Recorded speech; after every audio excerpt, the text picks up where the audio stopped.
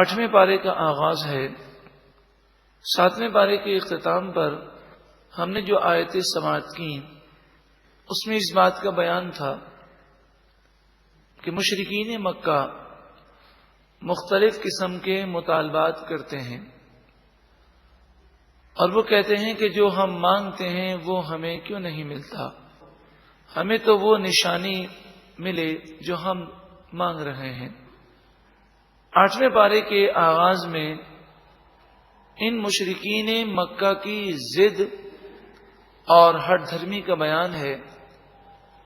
ارشاد فرمایا وَلَوْ أَنَّنَا نَزَّلْنَا إِلَيْهِمُ الْمَلَائِكَةَ، اور اگر بے شک ہم ان کی طرف فرشتوں کو نازل کرتے، وَكَلَّمَهُمُ الْمَوْتَى، اور قبروں سے نکل کر ان سے مردے کلام کرتے،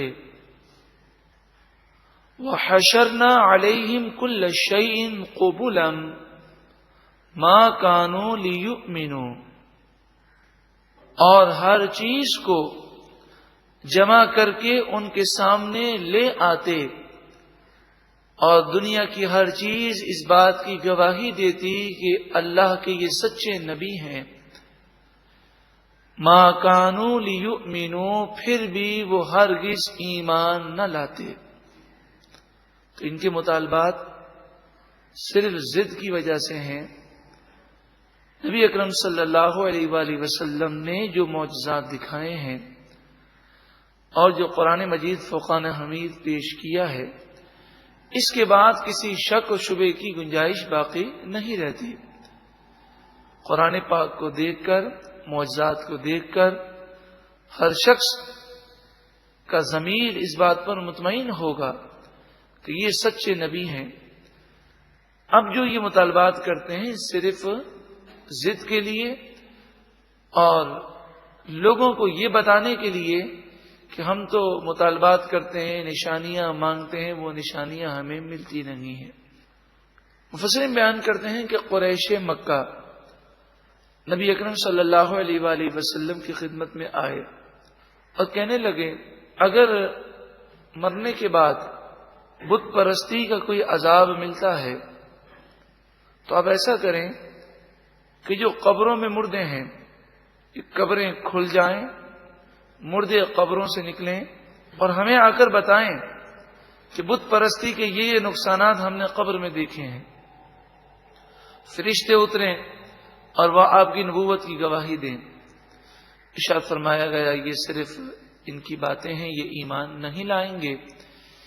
الا ان یشاء اللہ، مگر یہ کہ اللہ چاہے اور ایمان کی توفیق دے تو وہ اللہ کی مشیت ہے، ورنہ ان کے حال یہ ہیں کہ نشانیاں دیکھ کر بھی ایمان لانے والے محسوس نہیں ہوتے۔ وَلَٰكِنَّ أَكْثَرَهُمْ يَجْهَلُونَ، ہاں لیکن ان میں سے اکثر نادان ہیں، جہالت کا مظاہرہ کرتے ہیں۔ وَكَذَٰلِكَ، اور اسی طرح جَعَلْنَا لِكُلِّ نَبِيٍّ عَدُوًّا، ہم نے ہر نبی کے لیے دشمن کر دیے، شیاطین الانس والجن، انسانی شیطان اور جنات میں سے شیاطین، یوحی بعضهم الی بعض، وہ ایک دوسرے کو خفیہ وسوسہ ڈالتے ہیں اور چال بازیاں سکھاتے ہیں۔ زخرف القول، بناوٹ کی باتیں، غروراً، ایک دوسرے کو دھوکہ دینے کے لیے۔ نبی اکرم صلی اللہ علیہ وآلہ وسلم کو اس آیت کریمہ میں تسلی دی گئی کہ آپ رنج نہ کریں، پچھلے نبیوں کے ساتھ بھی ایسا ہوا کہ انسانی شیطان اور جنات میں سے سرکش جنات یہ نبی کے دشمن بن گئے اور انہوں نے ایک دوسرے کو مختلف قسم کی ہیلے، تدابیر اور چالیں سکھائیں اور سب نے مل کر نبی کو پریشان کرنے کی کوشش کی۔ لیکن جس طرح وہ دین اسلام کو کچھ نقصان نہ پہنچا سکے تو آپ کے دور کے جو شیطان ہیں وہ بھی دین اسلام کو کچھ نقصان نہ پہنچا سکیں گے۔ اب اس آیت کریمہ میں 2-3 باتیں قابل غور بہت زیادہ ہیں۔ ایک تو یہ ارشاد فرمایا کہ ہم نے ہر نبی کے لیے انسانی شیطان اور سرکش جنات کو دشمن بنا دیا۔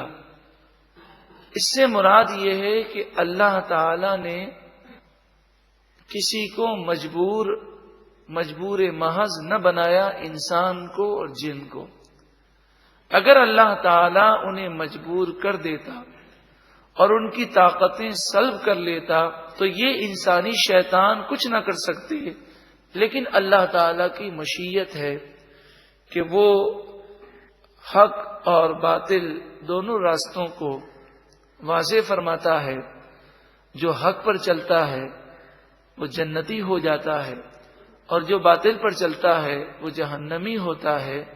اللہ نے کسی کو پتھر کی طرح انسان یا جن کو مجبور محض نہ بنایا کہ وہ ہل بھی نہ سکے۔ اللہ تعالی کی مشیت ہے، وہ چاہتا تو وہ گناہ نہ کر سکتے، وہ چاہتا تو ان کے ہاتھ پر فالج پڑ جاتا، اگر گناہ کی طرف بڑھتے تو اوپر سے آسمان سے بجلی گر جاتی، لیکن اس کی مشیت ہے کہ وہ ڈھیل دیتا ہے۔ دوسری بات یہ ہے کہ یہ ایک دوسرے کو وسوسہ ڈالتے ہیں، تو اس سے مراد یہ ہے کہ انسانی شیطان جتنے بھی کافر ہیں، مشرکین ہیں، منافقین ہیں، سب انسانی شیطان ہیں۔ اسی طرح وہ انسان جو خود بھی گناہوں میں مبتلا ہو اور دوسروں کو بھی گناہوں کی طرف لگائے وہ بھی انسانی شیطان ہے۔ یہ جو وسوسے ہوتے ہیں جو گناہ کی طرف ابھارنے والے ہیں، اس آیت میں وہ بھی مراد ہیں۔ اور غرورن سے مراد یہ ہے کہ جب انسانی شیطان اور جنات میں سے جو شیطان ہیں یہ ایک دوسرے کو وسوسے دیتے ہیں تو حقیقت میں یہ دھوکے ہوتے ہیں۔ آپ صرف اتنی مثال سمجھ لیں کہ آج ہم میں سے جو بھی گناہ کرتا ہے حقیقت میں وہ دھوکے میں مبتلا ہے۔ اگر اس کی آنکھ کھلی بھی ہوتی تو وہ آخرت کو ترجیح دیتا اور گناہ نہ کرتا۔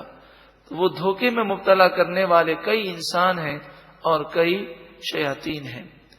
وَلَوْ شَاءَ رَبُّكَ مَا فَعَلُوهُ، اگر آپ کا رب چاہتا تو وہ یہ نہ کر سکتے، اللہ انہیں مجبور کر دیتا، ان کی زبانوں پر تالے پڑ جاتے، ان کے ہاتھ پاؤں جام ہو جاتے، مگر اس کی مشیت ہے کہ اس نے مہلت عطا فرمائی۔ فَذَرْهُمْ، پس انہیں آپ چھوڑ دیجئے، وَمَا يَفْتَرُونَ، اور جو وہ بہتان باندھتے ہیں ان بہتان کو بھی چھوڑ دیجئے۔ وَلِتَصْغَىٰ إِلَيْهِ أَفْئِدَةُ الَّذِينَ لَا يُؤْمِنُونَ بِالْآخِرَةِ، انسانی شیاطین اور سرکش جنات کو یہ جو اختیار دیا گیا یہ اس لیے دیا گیا تاکہ جو لوگ آخرت پر یقین نہیں رکھتے ان کے دل ان وسوسوں کی طرف جھک جائیں۔ وَلِيَرْضَوْهُ، اور تاکہ وہ ان وسوسوں سے خوش ہوں۔ وَلِيَقْتَرِفُوا، اور تاکہ وہ گناہ کریں۔ مَا هُمْ مُقْتَرِفُونَ، وہ گناہ جو انہیں کرنے ہیں۔ مراد یہ ہے کہ جس کا یقین آخرت پر نہیں ہوتا اور جس کے ذہن میں تصور آخرت اور اللہ کا خوف نہیں، وہ شیطانی باتوں کی طرف جھکتا ہے، اور جس کے دل میں یہ تصور ہے کہ مر کر اللہ کے سامنے حاضر ہونا ہے اور یہ تصور غالب آ چکا، وہ شیطانی وار سے بالکل بچ جاتا ہے۔ اللہ تعالی ہمیں شیطان کے واروں سے محفوظ فرمائے۔ افغیر اللہ ابتغی حکما، کیا اللہ کے علاوہ کوئی اور فیصلہ کرنے والا میں تلاش کروں، حالانکہ وہی سب سے بہترین فیصلہ کرنے والا ہے۔ وَهُوَ الَّذِي أَنزَلَ إِلَيْكُمُ الْكِتَابَ مُفَصَّلًا، حالانکہ وہ اللہ وہ ذات ہے جس نے تمہاری طرف کتاب کو مفصل نازل فرمایا، وہ کتاب جس میں ہر چیز کی تفصیل موجود ہے۔ والذین آتیناہم الکتاب، اور وہ لوگ جنہیں ہم نے کتاب عطا فرمائی، یعلمون، وہ خوب جانتے ہیں، انہ منزل من ربک بالحق، بے شک یہ کتاب تمہارے رب کی طرف سے حق کے ساتھ نازل شدہ ہے۔ یعنی اہل کتاب میں سے جو توریت اور انجیل کے صحیح عالم ہیں، وہ اس بات کو تسلیم کرتے ہیں کہ قرآن سچی کتاب ہے اور اسلام جو حضور نے پیش کیا وہ سچا دین ہے۔ اگر ان میں سے کوئی ایمان نہیں لاتا تو وہ ضد ہے، تعصب ہے۔ فلا تکونن من الممترین، پس اے سننے والے تو ہرگز شک میں مبتلا نہ ہونا۔ وَتَمَّتْ كَلِمَةُ رَبِّكَ صِدْقًا وَعَدْلًا، تیرے رب کے کلمات سچائی اور انصاف کے اعتبار سے پورے ہیں، یعنی اللہ کا ہر حکم انصاف پر مبنی ہے، اللہ تعالی کی طرف سے ہر خبر وہ سچی خبر ہے۔ مفسرین نے فرمایا وہ عدلن کے یہ بھی معنی ہے کہ اللہ تعالی نے جو احکامات ہمیں عطا فرمائے ان کی حکمت ہم سمجھ سکیں یا نہ سمجھ سکیں، اس بات پر یقین رکھنا چاہیے کہ تمام احکامات ہمارے بھلے ہی کے لیے ہیں۔ لا مبدل لکلماتی، اس کے کلمات کو کوئی بدل نہیں سکتا، یعنی قرآن پاک تا قیامت قائم و دائم رہنے والی کتاب ہے، کوئی اس میں لفظی تحریف نہیں کر سکے گا۔ وَهُوَ السَّمِيعُ الْعَلِيمُ، اور وہی سننے والا علم والا ہے۔ عام طور پر لوگ اکثریت کی بات کرتے ہیں، اور اکثریت کا جہاں تک تعلق ہے تو کافروں کی اکثریت ہمارے نزدیک کوئی حیثیت نہیں رکھتی۔ آج بھی 80% یا 85% کافر ہیں پوری دنیا میں، اور پھر 15% یا 20% جو مسلمان ہیں، ان میں سے کئی ایسے بھی ہیں جو اپنے آپ کو مسلمان کہتے ہیں لیکن قادیانی ہیں، حدیث کے انکار کرنے والے ہیں، اولیاء کے بے ادب ہیں، یہ حضور کی بے ادبی کرنے والے ہیں، یا قرآن کے بعض احکامات کا مذاق اڑانے والے ہیں، یا اپنے آپ کو ماڈرن کہہ کر اسلامی احکامات سے روگردانی کرنے والے ہیں۔ صرف یوں سمجھ لیجیے کہ جو مسلمان اپنے آپ کو کہتے ہیں ان میں سے بھی اکثریت بے نمازیوں کی ہے۔ تو جہاں تک تعلق ہے شریعت کا، تو شریعت کے مسائل اور شریعت پر عمل کرنا یہ انتہائی ضروری ہے۔ اگر ہم یہ دیکھیں کہ سارے لوگ بے نمازی ہیں، چلو ہم بھی بے نمازی بن جاتے ہیں، تو وہ جہنم میں جائیں گے تو کیا ہمیں بھی جہنم میں جانا ہے؟ سارے ہی لوگ اگر فلمیں ڈرامے دیکھ رہے ہیں اور دیگر گناہ کر رہے ہیں تو ہم اکثریت کو نہ دیکھیں، ہم یہ دیکھیں کہ اللہ اور اس کے رسول کا کیا حکم ہے۔ وَإِن تُطِعْ أَكْثَرَ مَنْ فِي الْأَرْضِ يُضِلُّوكَ عَنْ سَبِيلِ اللَّهِ، اور اگر تم زمین پر موجود اکثر لوگوں کی پیروی کرو اور ان کی باتوں پر عمل کرو، یضلوک، تو وہ اکثر لوگ تمہیں گمراہ کر دیں گے، عن سبیل اللہ، اللہ کے راستے سے۔ میں نے ابھی عرض کیا کہ 85% اس وقت دنیا میں کافر ہیں، تو اگر ان کی باتوں پر ہم چلے اور ان کے وسوسوں اور ان کے اعتراضات کی وجہ سے ہم نے اپنے معمولات کو چینج کرنا شروع کر دیا کہ وہ ہمیں دہشت گرد نہ کہیں، وہ ہمیں ماڈرن کہیں، وہ ہمیں تہذیب یافتہ کہیں، وہ ہمیں ہائپر نہ کہیں، اس طرح کی سوچ اگر ہم نے بنا لی تو ہم اپنے دین اسلام سے ہٹ جائیں گے۔ ان کی سمجھ میں آئے یا نہ آئے، ہمیں اسی پر عمل کرنا ہے جو اللہ اور اس کے رسول کا حکم ہے۔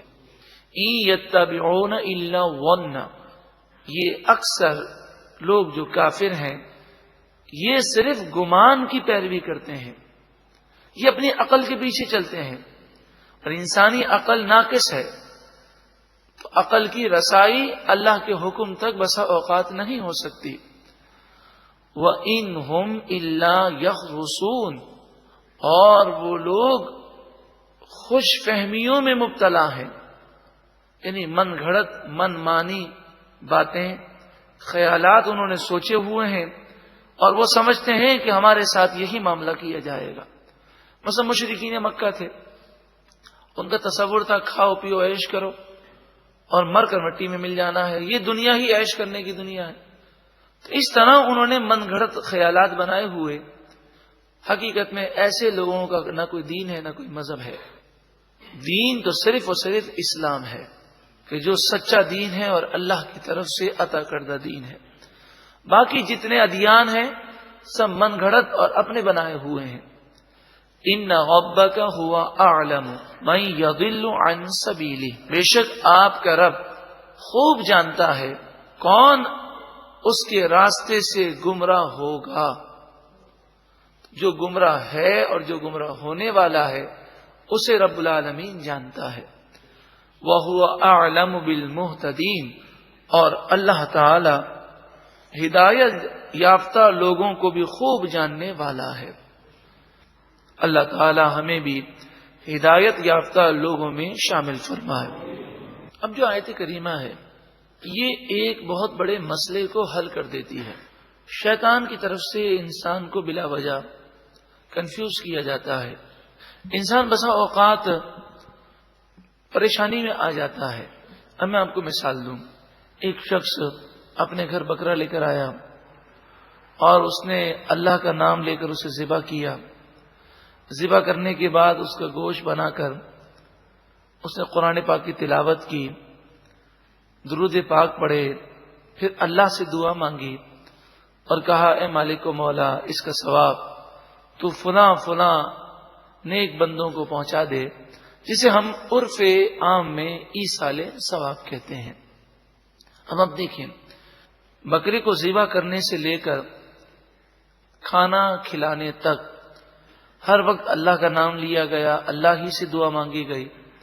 اب اگر کوئی شخص اس کھانے کو حرام کہے اور کہے اسے نہیں کھانا چاہیے تو کتنا افسوس ہوگا اور اس کی نادانی پر حیرت بھی ہوگی کہ بھئی جب اللہ کا نام لیا گیا اور شروع سے لے کر آخر تک اللہ سے دعائیں مانگی گئی ہیں اور یہ تو ایصال ثواب کے لیے ہے، جسے ہم عرف عام میں نیاز کہہ دیتے ہیں، لنگر کہہ دیتے ہیں، برسی کہہ دیتے ہیں، تیجا کہتے ہیں، چالیسواں کہتے ہیں۔ جب ایصال ثواب کے لیے کوئی کھانا پکایا گیا تو اسے خنزیر کی طرح نعوذ باللہ من ذالک ناپاک سمجھنا یہ کتنی بڑی نادانی ہوگی اور دین سے کتنی بڑی دوری ہوگی۔ تو اس پر ایک ذہن میں وسوسہ یہ شیطانی ہوتا ہے کہ بھئی اس میں یہ کہا گیا کہ یہ ہمارے دادا کا بکرا ہے، یا کہتے ہیں یہ ہمارے دادا کے نام کا کھانا ہے، یا بعض کہتے ہیں یہ ہمارے غوث پاک کے نام کا کھانا ہے۔ تو جب غوث پاک کے نام کا کھانا ہے یا دادا کے نام کا کھانا ہے تو ہمارے لیے جائز نہیں ہوا۔ تو اب دیکھیں، غوث پاک کے نام کا کھانا یا دادا کے نام کا کھانا یا ہمارے نانا کے نام کا کھانا، اس سے مراد یہی ہوتی ہے ایصال ثواب، کہ بھئی کھانا نانا کے نام کا کھانا ہے، یعنی نانا کو ایصال ثواب کے لیے۔ قرآن مجید فرقان حمید نے ارشاد فرمایا فَكُلُوا، بس تم کھاؤ، مما اس کھانے سے ذکر اسم اللہ علیہ جس پر اللہ کا نام لیا گیا۔ تو اب دیکھیں، ذبح کیا گیا، اللہ کا نام لیا گیا، فاتحہ کی گئی تو دعا کس سے مانگی گئی؟ اللہ سے، پھر بسم اللہ الرحمن الرحیم پڑھ کر اس کھانے کو کھایا گیا تو چاروں طرف اللہ ہی کا نام ہے۔ پھر اس کے بعد اگر کوئی نہ کھائے تو بتائیے وہ اس قرآنی حکم پر عمل کرتا ہے؟ قرآن تو فرماتا ہے فَكُلُوا، یہ امر کا صیغہ ہے، امر کے معنی آرڈر ہے، یہ حکم ہے۔ فَكُلُوا، پس تم کھاؤ، مما اس کھانے سے ذکر اسم اللہ علیہ جس پر اللہ کا نام ذکر کیا گیا۔ اور یہ کھانا تمہارے لیے ضروری اس لیے بھی ہے ان کنتم بآیاتہ مؤمنین، اگر تم اللہ کی آیتوں پر ایمان رکھنے والے ہو۔ اگر اس کے باوجود بھی کوئی نہ کھائے تو قرآن پاک اس سے کیا ارشاد فرماتا ہے؟ وما لکم الا تأکلوا مما ذکر اسم اللہ علیہ، تمہیں کیا ہو گیا کہ تم اس کھانے کو نہیں کھاتے جس پر اللہ کا نام ذکر کیا گیا. وقد فصل لکم ما حرم علیکم، حالانکہ اللہ نے تمہارے لیے حرام چیزوں کو بیان کر دیا، اور جس چیز کو اللہ نے حرام نہیں قرار دیا وہ حلال ہے، اس کے کھانے میں کوئی حرج نہیں. الا ما اضطررتم الیہ، ہاں حرام کھانے جیسے خنزیر کا گوشت ہے اور دیگر جو چیزیں حرام ہیں، وہ بعض صورتوں میں مجبوری کے اندر کھانے کی اجازت دی جاتی ہے. تو فرمائے الا ما اضطررتم الیہ، مگر جب تم اس کی طرف مجبور ہو جاؤ اور جان جانے کا خطرہ ہو تو اس میں سے جان بچانے کے لیے کھا سکتے ہو. جیسے خنزیر ہے، شراب ہے، اگر کوئی پیاس سے مر رہا ہے اور شراب کے علاوہ کوئی چیز نہیں تو جان بچانے کے لیے چند گھونٹ پی سکتا ہے. وَإِنَّ كَثِيرًا، اور بے شک بہت سے لوگ لَيُضِلُّونَ بِأَهْوَائِهِمْ بِغَيْرِ عِلْمٍ، نادانی میں اپنی خواہشات کے ذریعے لوگوں کو گمراہ کرتے ہیں. تو اللہ کی حلال کردہ چیز کو اپنی نادانی سے حرام کہتے ہیں. اور یہ مسئلہ یاد رکھیں، جو چیز حلال ہے اس کو حرام سمجھنا یہ بھی جرم ہے. ان ربک هو اعلم بالمعتدین، بے شک آپ کا رب حد سے بڑھنے والوں کو خوب جانتا ہے. تو حلال چیز کو، جائز چیز کو حرام کہنا یہ حد سے بڑھ جانا ہے. وَذَرُوا ظَاهِرَ الْإِثْمِ وَبَاطِنَهُ، ظاہری گناہ کو بھی چھوڑ دو اور باطنی گناہ کو بھی چھوڑ دو. کتنی پیاری آیت کریمہ ہے کہ اس آیت کے اس جز میں گویا کہ ساری شریعت کو جمع کر دیا گیا. ظاہری گناہ جو لوگوں کو نظر آتے ہیں، باطنی گناہ جو دل کے امراض ہیں جیسے حسد، کینہ، بغض، عداوت، بدگمانی، یہ باطنی گناہ ہے. اسی طرح ریاکاری، دکھلاوا، تکبر، غرور، عجب، یہ باطنی گناہ ہے. تو دل بھی صاف ہو اور ظاہر بھی صاف ہو، شریعت کے احکامات پر عمل کیا جائے، یہی قرآن پاک کا پیغام ہے. اللہ تعالی ہمیں عمل کی توفیق عطا فرمائے. اسی طرح ایسی چیزوں سے بچنا چاہیے کہ جس کو دیکھ کر، جس کو سن کر دل و دماغ پر برے اثرات پڑیں. تو ایسی بے حیائی والے مناظر اگر دیکھے جائیں گے تو پھر آنکھیں بھی گندی ہوں گی، ذہن بھی گندا ہوگا، دل بھی گندا ہوگا. تو یہ باطنی جو گندگی ہے اس پر اس کی پکڑ ہوگی، کیونکہ اس نے اپنے ذہن کو گندا کرنے کے لیے خود اسباب مہیا کیے. ان الذین یکسبون الاثم، بے شک وہ لوگ کہ جو گناہ کماتے ہیں، سیجزون بما کانوا یقترفون، ان قریب جو وہ گناہ کیا کرتے تھے ان کا بدلہ انہیں دیا جائے گا. ولا تأکلوا، اور نہ کھاؤ، مما لم یذکر اسم اللہ علیہ، جس جانور پر ذبح کے وقت اللہ کا نام نہ لیا گیا اسے نہ کھاؤ. وَإِنَّهُ لَفِسْقٌ، اور بے شک وہ ضرور نافرمانی ہے. ایسے جانور کو کھانا اللہ تعالی کی نافرمانی ہے. اس آیت کریمہ کا شان نزول اس طرح ہے کہ کفار مکہ نے کہا کہ ہم اللہ کو زیادہ ماننے والے ہیں، تم اللہ کو نہیں مانتے. مسلمانوں نے کہا کیوں؟ کہنے لگے دیکھو، جس کو تم مارتے ہو اور ذبح کرتے ہو اسے تم کھاتے ہو، اور جس کو اللہ مار دے اور وہ طبعی موت مر جائے تو اسے تم مردار کہتے ہو، اسے نہیں کھاتے. تو ہم تو اللہ کا مارا ہوا کھاتے ہیں اور تم اپنے ہاتھ سے ذبح کر کے اپنا مارا ہوا کھاتے ہو. اس کے جواب میں یہ آیت کریمہ نازل ہوئی کہ بات یہ نہیں ہے، بات یہ ہے کہ جس کو ہم نے ذبح کیا اسے بھی موت اللہ نے دی ہے، اور جو طبعی موت مر گیا اسے بھی موت اللہ ہی نے دی ہے. بات صرف یہ ہے کہ اس جانور پر اللہ کا نام نہیں لیا گیا تو اس لیے ہم اسے نہیں کھاتے، اور اس کو جب اس کی جان نکل رہی تھی اور ہم نے ذبح کیا تو اس وقت اللہ کا نام لیا گیا، تو اللہ کے نام لینے کی وجہ سے ہم اسے کھاتے ہیں۔ اس آیت کریمہ کے تحت مفسرین نے بیان کیا کہ اللہ کا نام جانور پر کوئی نہ لے تو اس کی دو صورتیں ہیں۔ ایک صورت ہے کہ وہ جان بوجھ کے نہ لے، اور ایک صورت ہے وہ بھول جائے۔ حدیث پاک کے تحت بھول کو معاف قرار دیا گیا۔ اگر کوئی جانور ذبح کرتے وقت اللہ کا نام لینا بھول جائے تو وہ معاف ہے، لیکن جان بوجھ کر اگر اللہ کا نام نہ لے تو وہ جانور مردار ہو جاتا ہے۔ اب سوال یہ ہے کہ کوئی شخص کیا جان بوجھ کر اللہ کا نام نہیں لے گا؟ کیا وہ بھی مسلمان ایسا کرے؟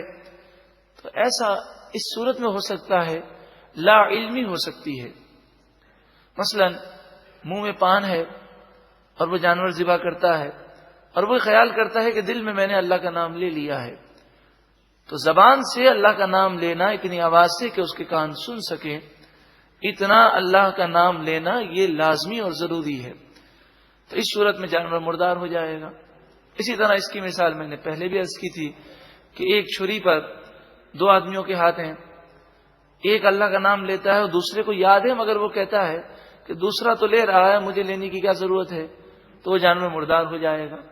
اسی طرح ایسا ہوتا ہے کہ ہمارے یہاں قربانیوں میں یہ مسئلہ بھی پہلے عرض کیا تھا، لیکن آیت کی مناسبت سے پھر اس کو ریپیٹ کرتے ہیں کہ ہمارے یہاں قربانیوں میں جس کی قربانی ہوتی ہے وہ حصول برکت کے لیے چھری لے کر تھوڑا سا وہ چھری کو چلاتا ہے، اور ابھی اس کی جانور کی رگیں جو ہے کٹی نہیں ہوتی اور کسائی اسے کاٹ دیتا ہے اس کے ہاتھ سے لے کر۔ تو حاجی صاحب یا سیٹھ صاحب یا کوئی بھی شخص جو قربانی حصول برکت کے لیے چھری پھیرتا ہے وہ تو اللہ کا نام لیتا ہے، لیکن اس نے تو حقیقتاً ذبح کیا ہی نہیں ہے، ذبح تو کسائی نے کیا، اس کو یاد بھی ہوتا ہے لیکن وہ یہ خیال کرتا ہے انہوں نے لے لیا، مجھے لینے کی کیا ضرورت ہے، تو جانور مردار ہو جائے گا۔ اس لیے احتیاط کا تقاضا یہی ہے کہ جب ہم جانور ذبح کرنے لگیں تو جتنے کسائی ہوں سب سے کہیں کہ ہم اللہ کا نام لیں گے، آپ سب اللہ کا نام لیں، کیونکہ بسا اوقات جانور اچھلتا ہے اور جس کسائی کو کاٹنا ہوتا ہے وہ نہیں کاٹ سکتا، دوسرا گردن کاٹ دیتا ہے، اور وہ اللہ کا نام لینا جان بوجھ کر ترک کر دے تو جانور مردار ہو جائے گا۔ وَإِنَّ الشَّيَاطِينَ لَيُوحُونَ إِلَىٰ أَوْلِيَائِهِمْ لِيُجَادِلُوكُمْ، اور بے شک شیاطین اپنے دوستوں کو چالیں سکھاتے ہیں، اپنے دوستوں کو چال کرنا سکھاتے ہیں شیاطین، تاکہ یہ شیطانوں کے دوست تم سے جھگڑا کریں۔ یہ آیت کریمہ کا تعلق پیچھے سے اس طرح ہے کہ مشرکین نے یہ اعتراض کیا تھا نا کہ اللہ تعالیٰ جس کو مار دے اسے تم کھاتے نہیں ہو اور جس کو تم مارو اسے کھاتے ہو، تو فرمایا یہ اعتراض جو ہے انہیں شیطان نے سکھایا تم سے بحث اور حجت کرنے کے لیے۔ وَإِنْ أَطَعْتُمُوهُمْ، اور اگر تم ان مشرکوں کی باتیں مانو گے، إِنَّكُمْ لَمُشْرِكُونَ، بے شک تم بھی ضرور مشرک ہو جاؤ گے، یعنی کافروں اور مشرکوں کی باتیں مانتے مانتے تم اس مقام پر پہنچ جاؤ گے کہ اپنے اسلام سے ہی دور ہو جاؤ گے۔